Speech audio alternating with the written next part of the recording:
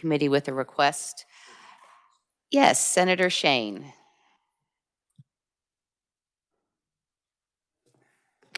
Thank you, Madam Chair. I'd like to request introduction of 25 RS 0473, a bill concerning open government. Thank you. The bill will be so introduced. Anyone else on the committee? Not seeing any. Then any of our audience members. We have Senator Dietrich, who has to get to her 10:30 committee. So go ahead, Senator. Thank you, Madam Chair.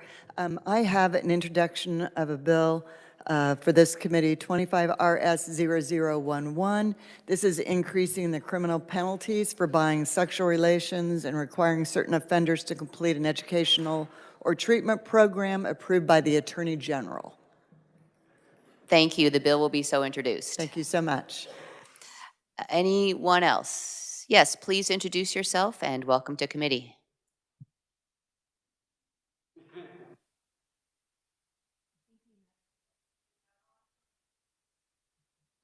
Thank you, Madam Chair. I am Marley Carpenter here on behalf of the City of Wichita and the Wichita Police Department, requesting introduction of 25 RS 0420 regarding stunt riding. Thank you. The bill will be so introduced. Thank you. Anyone else? Yes, please introduce yourself and welcome to committee.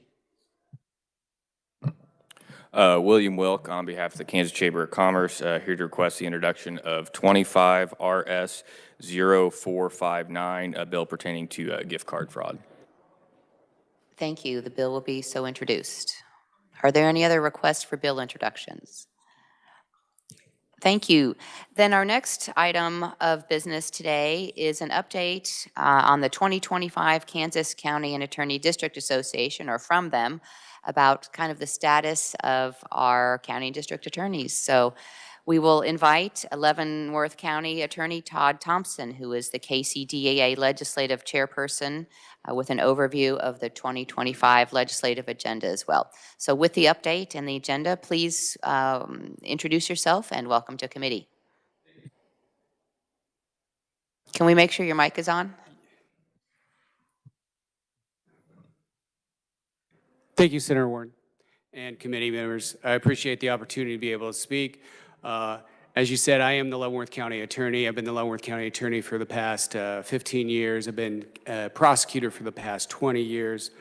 Also past president of the Kansas County and District Attorneys Association and currently their chair.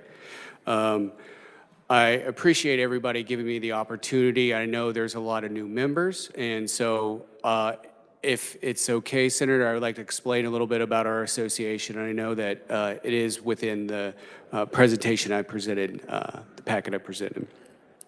We're an organization that's been around since the 1930s. We consist of elected officials as yourself, but we're part of the executive branch. We have to, run for office just like all you, and we have the same constituents. We actually apply the laws that you put in place. So when law enforcement does a police report, we are the ones that review it. If it's a felony or something from the municipalities or anything related to juvenile, child needed care, or care and treatment cases, we make decisions on how those process. We follow the laws that you all write, and we implement the sentencing that you put forward. Our organization has been around that we also do trainings, and we also have awards. Senator Warren, you received one of those, and we appreciate, because of your service, with helping us make sure we get assured justice. That's one of the things that I think a lot of people get misguided about prosecutors, that we are just out for convictions or we're just out for putting people in prison, and that is not true. We have the utmost and probably highest ethical regard, particularly because of the responsibilities that we have as lawyers. With that utmost and most professional, we only want to see those that get charged, that we have the belief that we can actually convict them beyond reasonable doubt. And that means we actually need the evidence. We have to be able to prove that beyond a reasonable doubt. And so that's the decisions that we have to make. We fully understand the impacts of our position, that if we charge someone, that just affects their life beyond just getting a conviction. And so we follow that codes. Some things that we get, often talked about is the sentences that we receive. But the sentences, as you all know, or as you will be aware, are created by our Kansas sentencing guidelines, the sentencing guidelines that you have, or the legislature in the past have put forward. And so that is what our judges are to look at. Every year, we come forward with several legislative proposals that we want to see that we think might help better fix the system, what we have seen as problems. Sometimes those come up even during the legislative cycle. Oftentimes, we try to gather, and as being legislative chair, we reach out to all the members throughout the state of what issues that they're seeing, and we try to put forward what we best see. We also work with our association to monitor the bills and be able to testify whether it's an opinion or whether we feel like to oppose some piece of legislation that would come forward. We do this and we will always be straightforward. I would ask you as a legislative body that if you ever have legislative questions about some criminal aspect of a case, not only just reach out to our association, but reach out to your county attorney. Reach out to your district attorney. They are always going to be available to help you answer, or reach out and make sure they answer, because we want to help you. We want to benefit you and benefit our great state here to make sure that we are keeping everybody as safe, because the bedrock of what all prosecutors are doing is trying to assure that their community is safe. With that being said, I don't know if there's any questions, but I would like to go on and talk about what our legislative proposals are for this year. Our first proposal is, I'm sorry, I did not see any questions. Sure. Does anyone on the committee have questions at this point? Go ahead and proceed. Thank you. Thank you, Chair. The first issue is regarding search warrants. We have seen recently that specifically a criminal defense attorney has been filing to obtain search warrants for cases regarding past habeas or ineffective assistance of counsel cases and other information throughout the state. One of the things that they noted that is any person can apply for a search warrant. That seems very concerning to prosecutors, law enforcement in general. We're asking to limit those affidavits in support for search warrants to be only to law enforcement officers that can ask for search warrants, obviously before invading any type of person's privacy regards to getting that information. Our second issue is habeas corpus successive motions. As many of you know, or maybe may be aware, when we have convictions at trial, people get the right to appeal. Generally, after the appeal, and if it's affirmed and they are convicted, what we almost always see as a prosecutor is what's called a 60-1507 or ineffective assistance of counsel motion that gets filed. Basically, that is then their argument is their defense attorney obviously was ineffective in the way they did their trial, that case should be overturned. I will tell you at this present moment, I've been litigating a 2004 rape case, a 2008 murder case, a 1994 rape case, still ongoing, spending, for me personally, about a third of my time a week trying to make sure that we continue to have that case and that person stay with their conviction and arguing with the ineffective assistance of the counsel. We find is a lot of people who are incarcerated continue to file motions, successive motions. It ends up flooding the system, becoming confusing. What we're asking is to limit the amount of successive motions, to let each motion file and go complete before another motion. So therefore, dismissing any successive motions until the court can appropriately get through the motion that has been filed. The fact that you get 15, 20, or whatever, I'm just using a number, but even a couple of motions all at the same time becomes very confounding, very confusing, and wanting to make sure that we can streamline and make sure the process is being done appropriately. Obviously, they have a right to file a motion, but when they become so successive, it becomes so confusing and clogging the court system. Our third issue that we would like to ask to have passed would be proposing to change 222805 and 64596, and this is about victim witnesses, or victims or witnesses, particularly in domestic courts. But what we are seeing is that we will have will witness who may not want to cooperate, and we need to have them come. Oftentimes it's a domestic case, but it could be almost anything. The only tool in our toolbox, to use that expression, as a prosecutor, is to have them arrested. We want that, we understand we're victimizing or even re-victimizing our victims when that occurs, when we have them arrested and being held. We're asking that we just have an initial follow-up process to a show cause notice to appear, to allow them, to give them that opportunity to appear, not have them arrested, not re-victimize them, but also make sure they appear that we can go forward. I can imagine many of you have heard or been around experiences of cases such as this where we do need to go forward. We do need witnesses. We have the confrontation clause that says witnesses need to testify to confront their accuser. If we don't have the witnesses, we cannot convict somebody. This is something that helps enable us without trying to unduly harm those that are not trying to appear. Our fourth proposal is one of a breach of privacy for child pornography. We were very appreciative that last session you increased, strengthened the breach of privacy statute related to this, related to concealed cameras. One thing that we started seeing, though, is it was due to undue acts.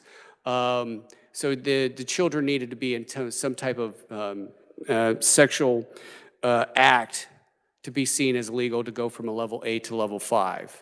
What we're finding in cases that we're seeing is that there are a lot of people that are actually just hiding the cameras to watch someone go to the children, but watch them go to the bathroom, then they turn around and turn that into child pornography. What we're asking is to just, not just sexual acts, but any hidden type cameras of this nature be a level 5 person felony. Our fifth request is regarded to the hearsay exception. At this point in time, we're allowing physicians, statements to be made by physicians, not needing them to have to be called in regards to hearsay. If you don't know what hearsay is, it is a statement that a third party is not there made to you. Oftentimes, as you can understand in the hearsay, we don't not necessarily need to be present for it, but generally, like I was saying with the testimony, we have to have all witnesses be there. This exception will help, this exception that we're asking to include is also EMS and other nurses, with the idea that when someone's seeking out medical help, and part of the hearsay and the part of the doctrine is that they are not going to be telling some type of lie or to those people. In turn, we can actually use their statements in that way. I went rather quickly. I just don't, is there any questions in regards to those legislative proposals? Committee, are there any questions? Yes, Senator Klemp. Thank you, Madam Chair. In the last one you just mentioned,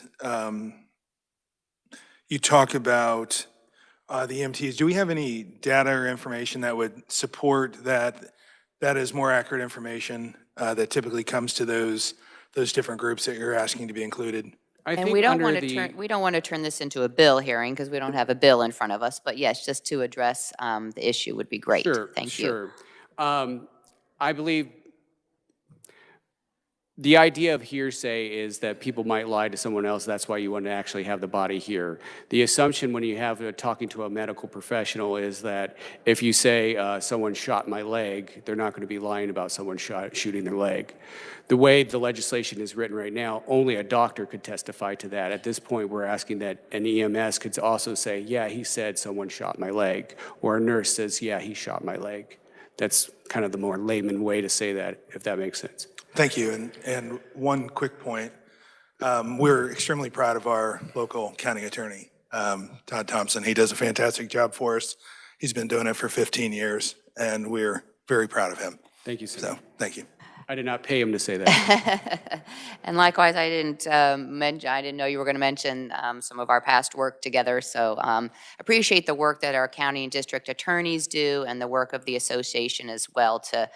I think it's an issue that all Kansans are concerned about is crime and rising crime, and we want to make sure that we're working on that. So appreciate what your association does in that regard. And the question from the senator created a question for me. I know we'll be seeing a bill on this later, and we'll have a bill hearing at that time. And it would just be about medical symptoms, not who did this to me, but just, ouch, my leg hurts. I was shot in my leg, but not, because a medical symptom doesn't include who that would be. Generally, that's the term of why you would be talking to any type of medical professional, is to kind of have them describe what transpired, not necessarily all the symptoms. And again, and that will come with, or not symptoms, people who had said, and then I think we'll expand on that more when we do the proposal, of course. When we have the bill. Yes. Excellent. Great. And then Senator Titus. Okay, he will wait till the hearing, so to be determined. Senator Haley. Thank you, Madam Chair. Thank you, Mr. Thompson, for being here. I appreciate very much what you do. The other day, we heard from the court regarding the speedy trial and where we reached, and they pretty much represented that we've caught up since the pandemic. Didn't know if in your office you feel as if we have reached that we have overcome, if you will, that delay in trial that we had. Remember that your association and others came requesting that, and if we've caught up, if we're there, if everyone's getting due process within the time that they should. That's the first. And my second question pertains to personnel, how your office is doing. We also heard recently about the need for attorneys, and if your office is able to keep up with what seems to be the ebb or the loss of having qualified personnel available within the legal field. So those are both excellent questions, Senator Haley. To cover the first question, and if I believe I heard you right, are we caught up with the backlog due to COVID and where we are in the system? I will say for Leavenworth, we are, but I know that other jurisdictions are still fighting that battle. And we were very, very happy with this legislators, our legislators, when the speedy trial issue came up, to help us give this time to make sure that all people got justice that they deserve. I will, and to repeat that is, I believe for the most part, almost everybody's caught up, but that does snowball into your secondary question about being caught up. One of the most paramount issues that I see facing not only defense attorneys throughout our state, but also prosecutors, is the lack of attorneys. I know that Chief Justice Luckert just spoke about that at the State of the Judiciary. I know in conversations that I've had with the Attorney General's office and with other different counties, some are at half the staff of attorneys that they generally have, trying to maintain or keep up with what they're doing.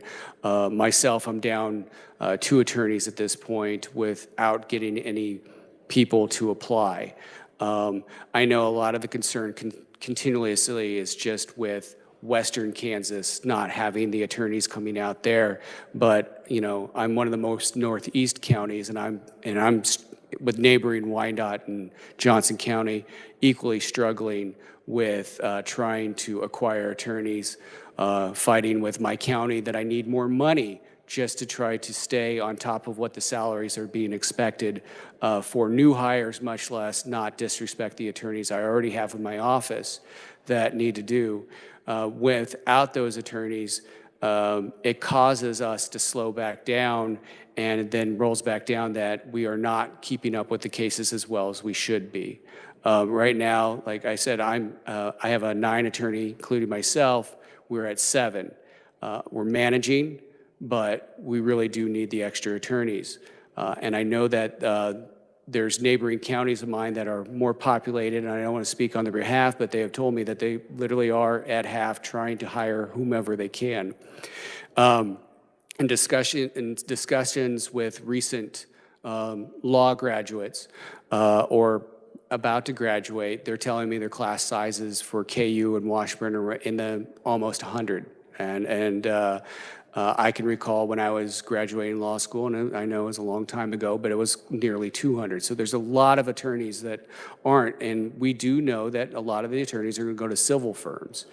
We do know that the effect that COVID had, we saw a lot of attorneys to make that final decision to retire, opening up positions, which also means more issues for us being able to higher. I know everybody's looking at making a more streamlined and tighter budget. I know Leavenworth County is always working on a tighter budget, which also makes it hard pressed for me because the salaries for attorneys and the demand becomes higher and higher, and I have to be able to compete with neighboring counties, much less just compete to get with civil firms.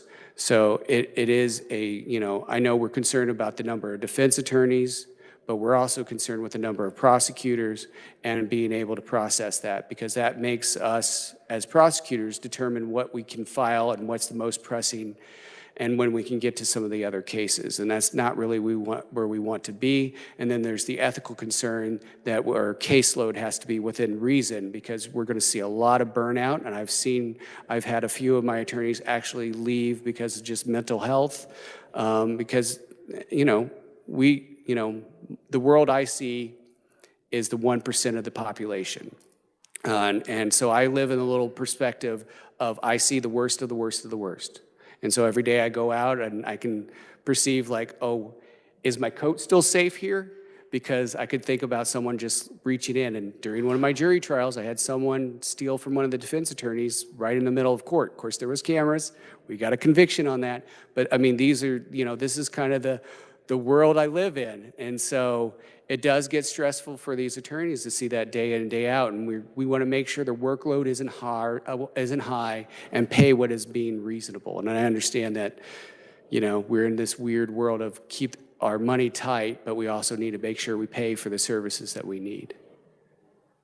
I'm grateful for that response. And Madam Chair, just one quick question. Do you offer tuition reimbursement for your new attorneys or to abate them because they're doing public service as we do with other fields? Is that one of the incentives that perhaps new hires in your office would be eligible for?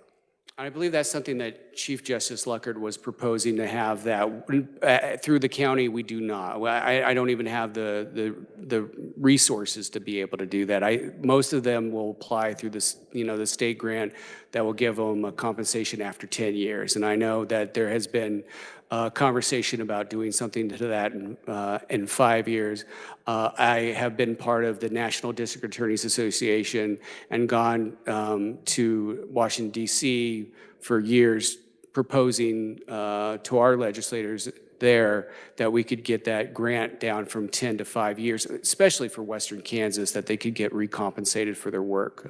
And I think that would be a great incentive, hopefully, to see attorneys look to go and help, because, I do feel like and I know there are attorneys that do a lot of other things in here, but we are one of the most noble professions. So. Indeed. Thank you, Mr. Thompson. Thank you, sir. Madam Chair, thank you. Thank you. Committee, other questions? Senator Schmidt.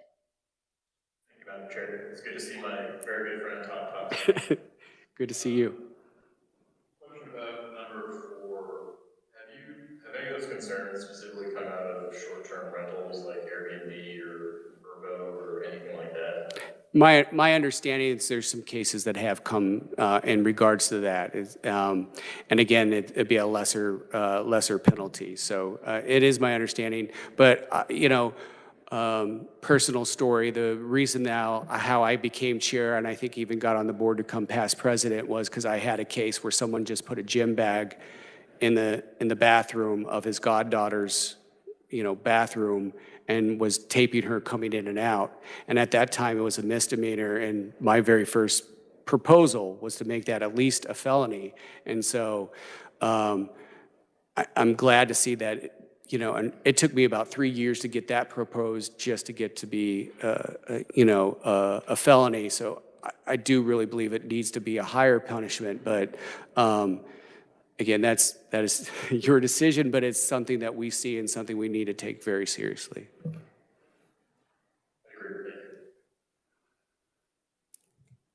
I'm not seeing any other questions, so thank you very much for your presentation today and for the work that you and your staff and our county and district attorneys perform across the state, so we appreciate it. Thank you, and again, I reiterate, thank you all. I see a lot of very familiar faces I do see, a lot of it that I actually consider to be good friends, and I have, I believe, worked well with a lot of you. I look forward to meeting you. I know our association does. And with that being said, that is how we feel. We want to be an open call, open email, just for any form of conversation, even if it's on something that doesn't relate to our proposals, so we can just bend your ear and give you our honest and true opinion. So thank you all. Appreciate the opportunity for that continuing open dialogue as well, so thank you very much. Committee, you also have draft meeting minutes in front of you at your desk for our committee meetings last week from Tuesday, January 14th and Thursday, January 16th. If you want to take a moment to review those drafts, and then I will entertain a motion regarding the minutes. Senator Haley. Having perused both drafts, Madam Chair, I move that we accept the minutes as presented for those 2 dates. Thank you. Is there a second? Senator Argabright? I second that. Thank you. Is there any discussion on the motion? Not seeing any, then you all have heard the motion. All those in favor signify by saying aye. Those opposed, no. The motion carries, and you have just taken your first vote in Senate Judiciary Committee for this session. So thank you for that. That helps us with our procedural business that we have for committee, so appreciate that. Well, committee, that is the end of our agenda for today. We do plan to meet again tomorrow, so we will see you then. Thank you very much, and we are adjourned.